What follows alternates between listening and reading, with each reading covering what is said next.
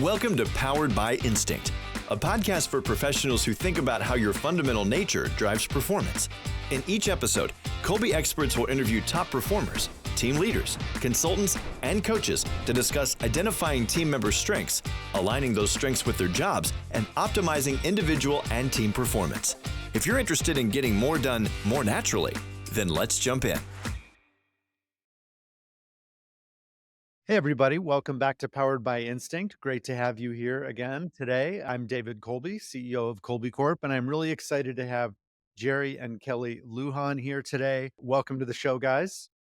Thanks, David. Looking forward to this. So we have them on for a host of reasons, but really the main topic that we are going to be talking about today is family business stuff. So both sides of the conversation here are involved in family businesses and have been for quite a while. So we'll talk a little bit about that history and, mostly I think about some stories and some tips for what works and doesn't work. And we'll also undoubtedly work in some Kolbe stuff and some stuff also about some of the affective tools that Jerry and Kelley use also. So, actually, Kelley, let's start with you. Why don't you talk about the family dynamic in your business? Yeah, so Jerry and I are a father-daughter duo. We were obviously known each other our whole lives, but have been working together in this capacity for about the past 3 years. And so there were definitely some things that we had to learn from in the beginning, and Colby helped us through that, but we're hitting our stride and I think doing better than ever. And Jerry, why don't you tell us, because I know as I was saying, the family business part of your history goes back beyond just you guys working together. Yeah, so I was in a prior business in the insurance business, third generation family member. So I worked with my dad, brothers, nephews, nieces, cousins. And so there's a lot of dynamic going back 45 years on that. And in the last 3 years working with Kelley, it kind of worked out to where she launched her own career and spent 10 years or so in a highly dynamic industry, a lot going on. And when she felt it was time for a change, it was perfect timing for me. I was looking for somebody with her skills. And I had been kind of waiting for a long time to find a way to bring her in the business. And so I'm thrilled that we're together working now. It's kind of full circle for us. That's great. So you have an even longer family business history than I do, at least. Well, yeah, because you grew up with it just like I did. So just as a reminder, probably the people listening on the podcast know Kathy Kolbe's my mom, started Kolbe Corp. So yeah, as I was alluding to, I worked in the family business. Well, it wasn't even the family business then. It was just the business that my mom started. But, as a little kid working in it, Jerry, you probably had similar experiences where you do it. Well, actually, Kelley, you too, because that business was going when you were a kid. Did you guys both work as kids, kind of casually or, unofficially in the family business? Yeah, I did. I wouldn't say that I knew that what I was doing in the business, but we were always whatever we had to do to pitch in. And then I started when I was a freshman in college. I did an internship at that business was an insurance business. And so that was the start of my career there. So yeah, I don't know anything different than a family business. Yeah. So Kelley, with you, did you work with Jerry when you were a kid? Yeah, since I was 5, we had different things that we would do at the dinner table and certain discussions that we would have. And little did I know, once I hit 20 years old or so, that those conversations came from Strategic Coach and from Colby and from all of these different places that he had that really we were having business conversations from that age. So it was about 5 years old when I started learning the lingo of, can I make an appointment with you and things like that. So And you were about that age when Jerry got his Kolbe result, right? yep.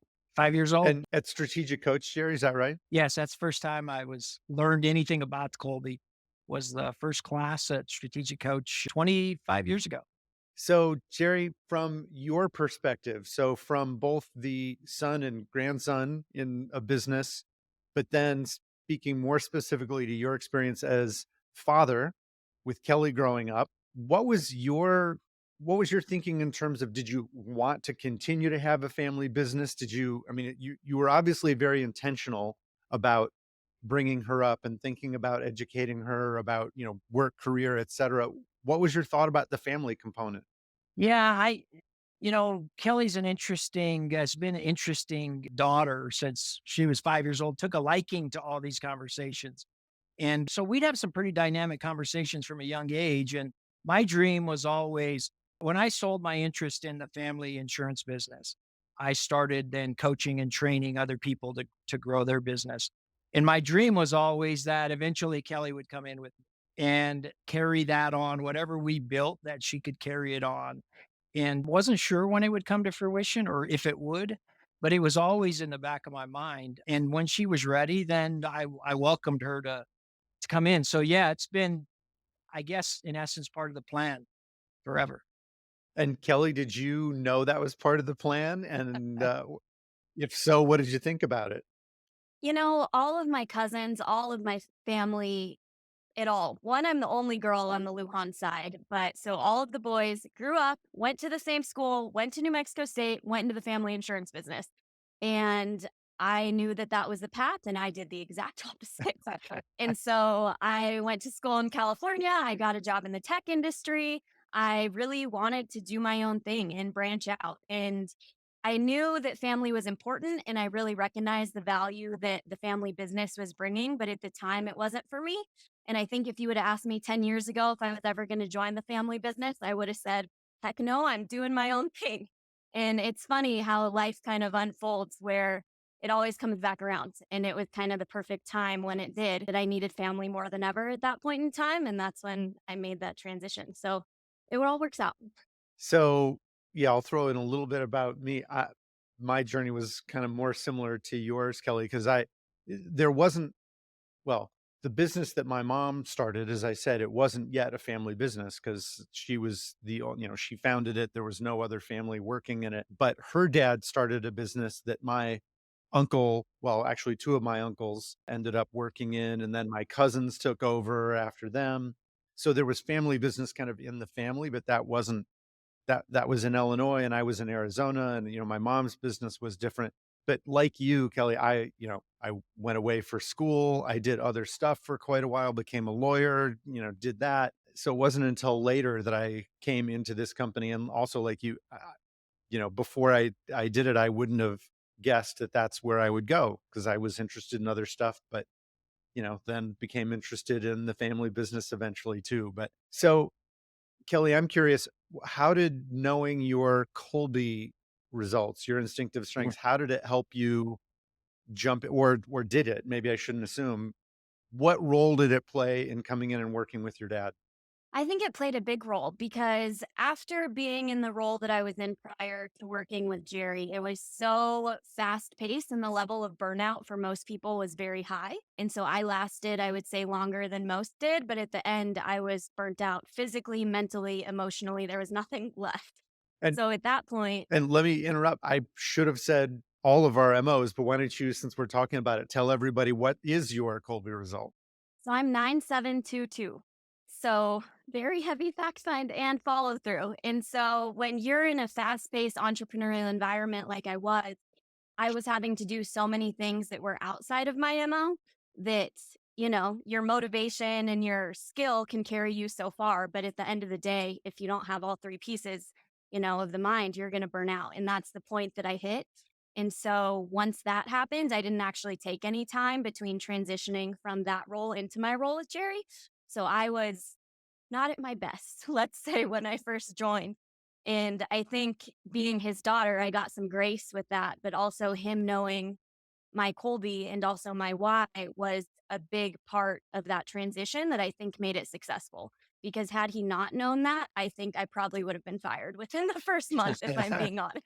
But he really leaned into those instincts to make sure that I was in the right position and that I was set up for success and doing things that I could thrive when my instincts were all I had to rely on. Yeah. So Jerry, what about you? Let's start with when Kelley was coming in, how did knowing her Kolbe result and understanding your own help? And if you'll remind everybody or tell everybody what your result is too. Yeah, so I'm 6'5", 7'2". And so my mind is very entrepreneurial in nature in creating new things. And Kelley's skill set and her Kolbe matched exactly what I was looking for. With the exception of, I was a little bit worried about the quick start in my 7 and her 2. in being able to take ideas and then run with them. But as Kelley said, when she first came in, she was more burnt out than what I thought.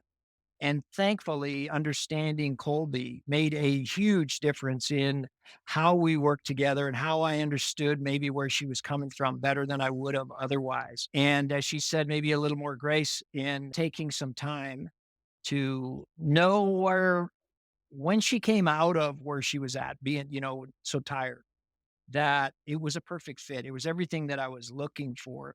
And as I said before, then it kind of fit my lifelong dream of bringing her into the business with me and working together. And I'd have to say that it saved our relationship, business relationship. Obviously, it didn't have any impact on our personal relationship, but knowing each other so well was a key to being able to, we talk about getting in the right lane or getting in the right position to be able to have the energy to play at the highest level.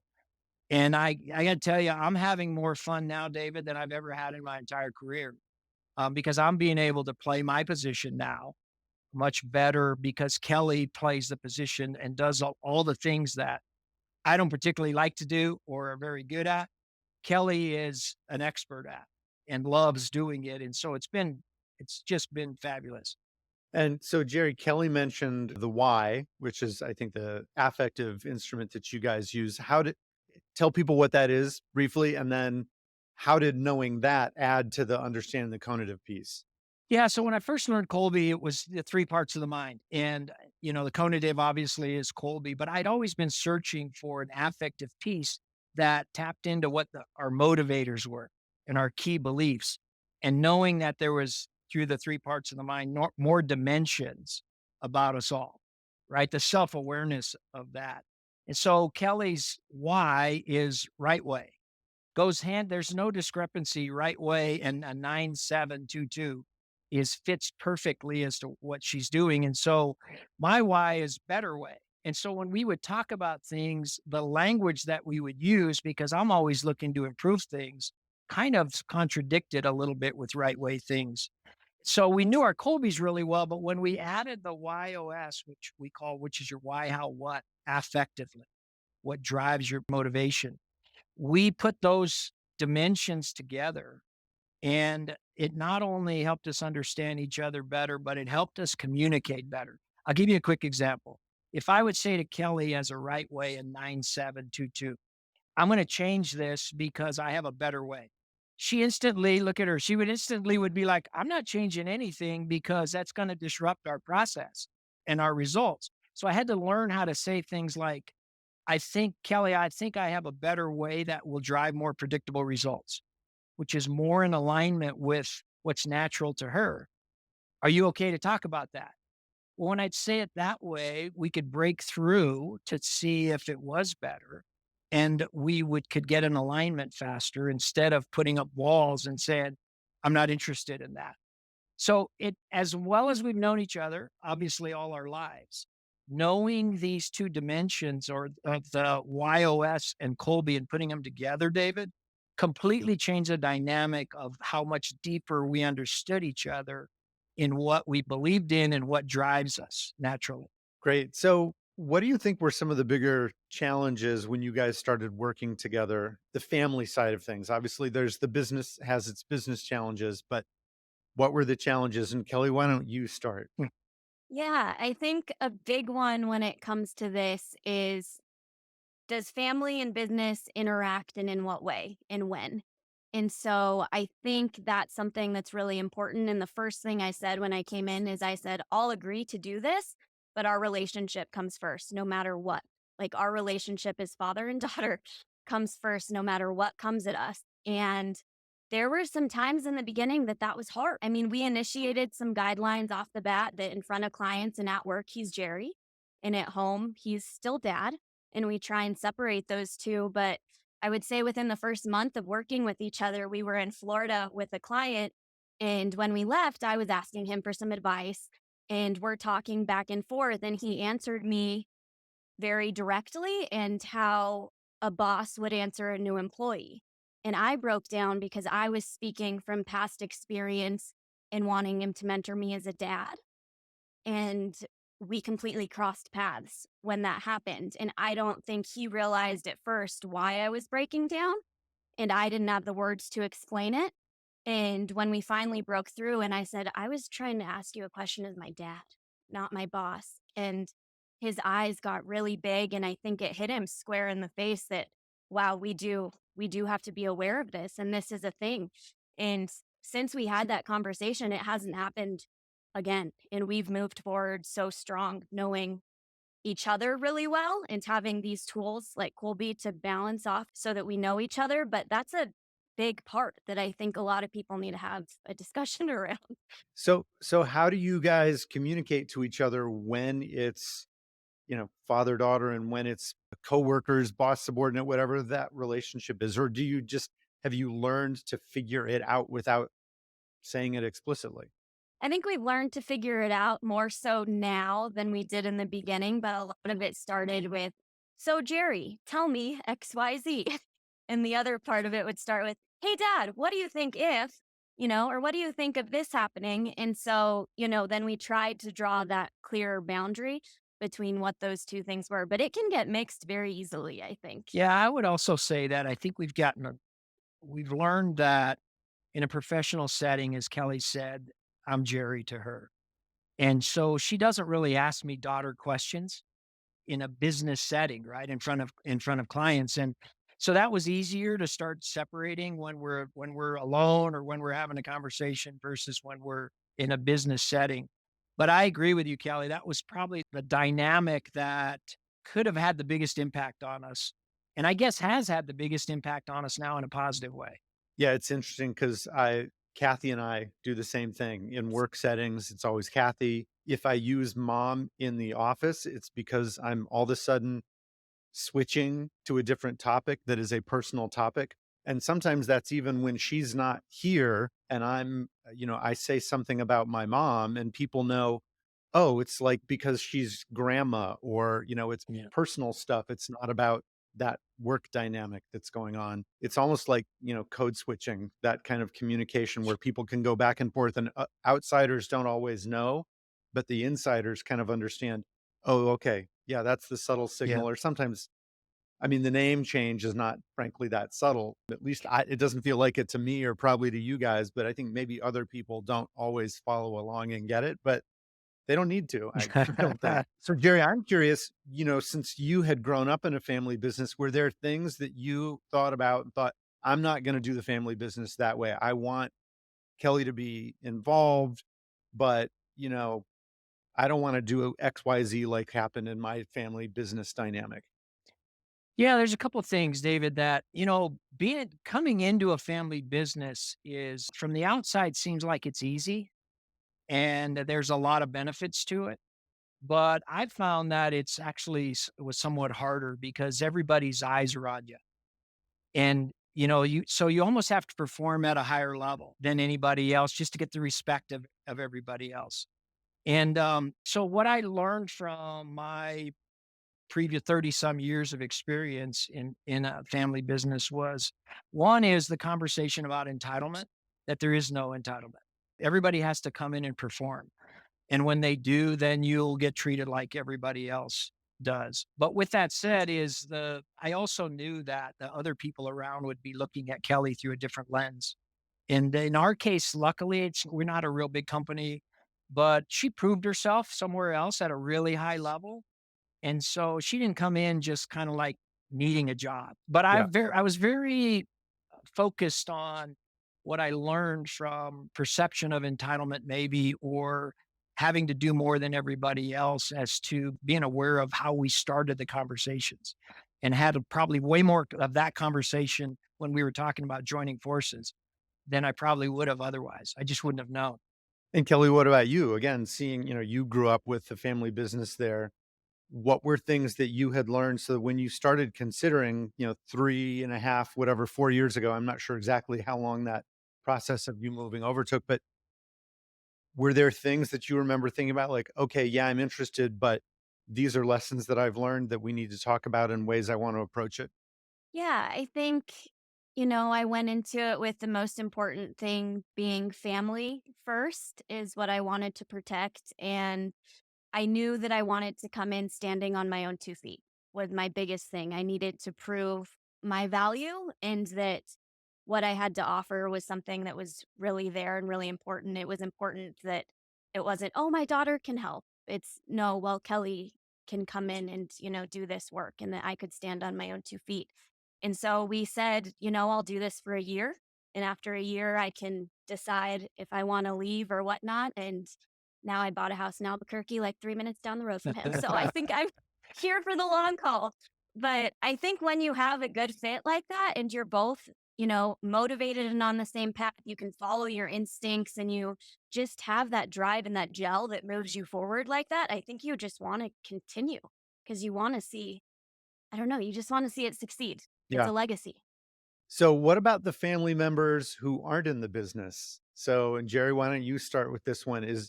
What was the transition like for them? I mean, and what do you need to worry about, if anything? Well, our business, again, the business I was in had 115 or so employees, and there was about 20 family members in there. So that dynamic was quite a bit different than what I'm in now. We're a pretty small business. My son, Kelly's brother, is not in the business. If he decides that it's something that he wants to work at and come in, then there'll be an opportunity for that based on if he's a good fit and brings value to the business. But I guess entitlement drives me crazy so much that I'm very cognizant of, hey, if everybody can come in and bring real value, be in the right position, do what they love to do, then there'll be opportunities. But if not, then there's other things that they can do. Yeah, I'll just share. I feel the same way. It was really important for me. Well, as I said, I wasn't really planning on joining my mom's company, but when I did, it was very important to me to have been successful outside of the company and come in kind of as both of you were saying, standing on my own. And I'm not naive enough to think that there weren't people looking, thinking, well, should he really be here? Has he Yeah. really earned it? I came in as general counsel. So there was, probably helped that there was a professional sounding title and I was a lawyer. So it kind of made sense, but you still have to prove it. Or I guess you don't have to, but you better because yeah, the entitlement mentality, it's not just a problem for the person who's joining, it's a problem for everybody else. I mean, if Right. they see that one person really is entitled by, in this, in your case, Jerry, by dad, if dad's saying, oh, well, Kelley's coming in and no matter how bad she does, it doesn't matter where she's going to keep, getting kudos and keeping her job. Well, then nobody else is motivated. Like, well, what Right. am I working hard for and doing all this stuff? Totally agree. Yeah. So tell us a little bit more about what you guys do at Elevate 180. Yeah. So I've spent a lot of time on what I consider my chief aim. Some people call it a declaration, but what do I want to spend the rest of my life doing? And I really mean the rest of my life. I plan on working as long as I'm physically and mentally able to work because I love it, as long as it's having an impact. But our main focus is to transform the way humans learn and understand the essence of themselves and their teammates to achieve psychological freedom and peak performance results. So that's up on my board. That's what's in front of us. Anything that we get involved in has to do with that. And the ways that we're doing that now is we work with high performers, a lot of them in the insurance industry. That's where I came from, on how to significantly grow their business, not only with them, but with their teammates, how to get everybody in the right position to be able to exponentially grow their business. So that's one piece that we do. We're doing a lot more when we mentioned the why in the why OS with utilizing Kolbe and why and some people's skills on building teams that are in any kind of business. So our focus is on peak performers, right? Sustainable performance. And so we are doing a lot of work with high powered teams now, how to help everybody get in the right seats in essence to be able to sustain performance. The YOS along with Kolbe worked so well that we invested in the Y Institute. And so it's one other thing that we're doing is helping getting that business growing. And then we have one more business that we started. Kelley's a partner that is what it's called Partum, which stands for direction. Actually, Kathy was one of our speakers in that is where there's 16 lessons that are being taught based on the concept from Napoleon Hill's book, 16 Laws of Success, that we are helping people figure out their direction and have a scorecard to determine where are they in alignment with where they're wanting to go. So it's kind of iterative what's happened, David, but all based on centered on the understanding the essence of themselves and their teammates to achieve psychological freedom and peak performance results. If things are in line with that, we'll talk about getting involved. If they're not in line with that, we don't get involved. Kelley, I'm a little curious. You talked before about the difference. You had been in entrepreneurial tech world with your two in Quick Start. You kind of described how you just kind of sucked it up and did what you needed to do, even though that wasn't always a great fit. Jerry's still that initiating Quick Start. There's still that difference. How do you make it a positive complementary dynamic rather than a combative, almost destructive one? I think something that we figured out with each other early on that now we laugh about because we've done this for so many years, but it's interesting using all of this with clients and then taking it in and using it on yourself. And I think that's where you always have to start, because we looked at each other and we were so frustrated and we stopped and died laughing. And he's like, when I'm having so much fun, you're miserable. I was like, yeah. And I was like, and vice versa. When I want to go through all the details and here's how I'm organizing it and it's step by step and here's the process, he's like, please stop. Like, I can't. So, now it's like, okay, we need to set aside time. So I come into the office. I hate working from the office. Me being a 9722, interruptions are death to me. And so he knows that. And so I come in for a couple hours. He answers all the questions that I'll have in that set period of time. He gets to brainstorm all within that set period of time. I go my way, he goes his way. And then we have the best of both worlds. And I can knock out so many things and be super productive in that way. And he still gets what he needs from me by having that FaceTime together as well. So I think having that self-awareness is driving him so much further, because I'm also involved in other companies that have high entrepreneurs with high quick starts as well. And it's not the same. I think that self-awareness goes so incredibly far when you really take it and not just preach it, but also live it. I'm just feeling bad that you're doing the podcast from the office because you hate being in the office. I should have told you to stay home and do it there, but that's all right. Next time, I'll make sure that we don't drag you in. So, Jerry, what about you? How do you work on that distinction, that difference between the two of you to keep it productive? I mentioned in a workshop I was coaching people in not long after Kelley was here that if we didn't really know the dynamics of each other, not just personally, but what drives us, right? Cognitively, affectively, there's no way that I would have kept her as an employee, because like what she said, when she's having the most fun, I'm miserable and vice versa. But understanding that about each other has created, I think, kind of a dynamic duo that where now we really are having a lot of fun. And I mean, I'll give you an example. I was out of town for a week and I promised that I would just leave her alone. And she had some projects that she was working on. And yesterday we went over them all and I'm like, how did you get all that done? And she was like, because I didn't have anyone around. Because you left me alone. I completely left her alone. And so learning that about each other, how to be the most effective. She knows now what I need. I need to brainstorm. And so she puts up with it in a way, but she's also helpful in that she captures everything that I would just have spinning around in my head. And I needed somebody to be as organized as she is that could repeat things and keep things predictable. And so it's been just a blessing to truly have that much self-awareness for each other, obviously have the love that we have for each other, that we have, I think we're a perfect example of truly knowing yourself and knowing each other and understanding the gifts that we each have and take them as gifts and utilize them at the highest extent.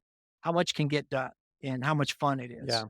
I love that because it's, not just the family relationship. I mean, that I think makes it even more special, but way too often people who are different business partners working together, they don't always appreciate it, or even if they appreciate the differences, they don't figure out how to make it a Right. constructive, positive, it's not 2 + 2 = 4. It's multiplying it. Well, I shouldn't use 2 + 2 because 2 times 2 is also 4. But you guys get the point. It's so much better Yeah. when you do let each other, as you were describing it before, be in your lane, be in the right seat, whatever metaphor we want to use for it. But it is difficult. I mean, there are times when people don't figure it out. They don't have the self-awareness that you were talking about, Kelley. And it does get to bickering, fighting, misunderstanding. And yeah, when you can know it about yourself, know it about the person you're working with, and take the time and have the composure sometimes to take a deep breath and think, they're not doing it because they want to annoy me. They're doing it because that's who they are. And thank goodness for it, because now it frees me up to be who I am. That's why I like talking to you guys, because we have the same mission, essentially. We want to help people understand that so that they can, and this is the way we state ours, understand their strengths so that they can achieve the things they care about. I don't pick what it is they should be working on and care about, but I can help them get there. And you guys essentially do the same thing. Yeah. So, well, thank you guys so much for being on the show today. Really appreciate it. Especially Kelley, you coming in and being stuck in the office. No, thanks again. Happy to be here. Yeah. Great. And luck with the family stuff and the business stuff and the combined family business stuff. And thanks to everybody who's watching today. Thanks for being on the podcast with us. And we look forward to seeing you again soon. Thank you. Appreciate it. Thanks for checking out this episode of Powered by Instinct. This show is brought to you by Kolbe Corp, a company that helps leaders and organizations thrive using the only instinctive strengths assessment on the market. If you enjoyed this episode, then follow Powered by Instinct wherever you get your favorite podcasts, or join us online at kolbe.com/podcast for all the latest episodes.